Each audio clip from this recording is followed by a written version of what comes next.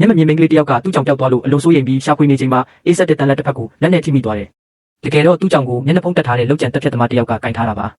ကြောင်ကိုပြန်ရလို့ဝမ်းသာပြီးမိန်းကလေးကချစ်ခင်စွာလှုပ်ရှားဖတ်ထားတယ်ဒါပေမဲ့နောက်တစ်စက္ကန့်မှာပဲအဲ့ဒီလူရဲ့အများတောက်တဲ့လက်နက်ကသူမရဲ့မျက်လုံးရှိကိုလက်မနှင်းငယ်သာချမ်းပြီးရက်တန့်သွားတယ်အရာတစ်ခုခုမမှန်ဘူးဆိုတာခံစားမိလို့အဲ့ဒီလူကမင်းမမြင်ဘူးလားလို့မေးတယ်ငါမွေးကလေးကမမြင်နိုင်ဘူးလို့မိန်းကလေးကဖြေတယ်ဒီစကားကိုကြားတဲ့အခါလူတွေကိုအမြဲမယုံမရအောင်တက်ဖြတ်လာခဲ့တဲ့အေးဆက်တဲ့လက်ကခဏလေးတုံဆိုင်ပြီးလက်နက်ကိုအနှဲငယ်ချလိုက်တယ်သူဟာကြောက်မက်ဖွယ်ကတ်ဆိုးလိုလူသက်သမားတယောက်ပေမဲ့ဒီမထိခိုက်နိုင်တဲ့မျက်မမြင်မိန်းကလေးရှိမှတော့ပထမဆုံးအကြိမ်သူ့ရဲ့တက်ချင်တဲ့စိတ်ကိုပြန်ဆုပ်လိုက်တယ်တန်ထုတန်ကြားလို့မိန်းကလေးကမင်းလက်တွေဘာဖြစ်နေတာလဲလို့မေးတယ်ငါမှလက်မရှိဘူးလို့သူကအေးဆက်စွာပြန်ဖြေတယ်ဒါပေမဲ့မိန်းကလေးကမကြောက်ပဲသူ့ရဲ့တန်လက်ကိုညင်သာစွာထိတွေးလိုက်တယ်သူမှမတုံ့လုပ်ခဲ့ဘူးထို့နောက်ငါကြောင်ကိုကဲခဲ့တဲ့သူ့ရဲ့ကောင်းကိုမျက်နှာကိုထိကြည့်ကျင်တယ်လို့ပြောတယ်မျက်နှာဖုံးအေးဆက်မှုကိုထိတွေ့ပြီးနောက်ဘာလို့ဒီမျက်နှာဖုံးဝတ်ထားတာလဲလို့မေးတယ်ငါကကြောက်စရာကောင်းလို့သူကဖြေတယ်ဒါပေမဲ့မိန်းကလေးကပြုံးပြီးငါမမြင်နိုင်ဘူးမင်းမျက်နှာဖုံးမလို့ဘူးလို့ပြောတယ်အဲ့ဒီစကားတွေကသူ့ရဲ့နှလုံးသားအတွင်းနောက်ဆုံးကျန်ရှိနေတဲ့အကာအကွယ်ကိုပြိုကွဲစေခဲ့တယ်ခဏတိတ်ဆိတ်နေပြီးနောက်သူကမြေသူရှိမှမဖြုတ်ခဲ့ဘူးတဲ့မျက်နှာဖုံးကိုဖြုတ်လိုက်တယ်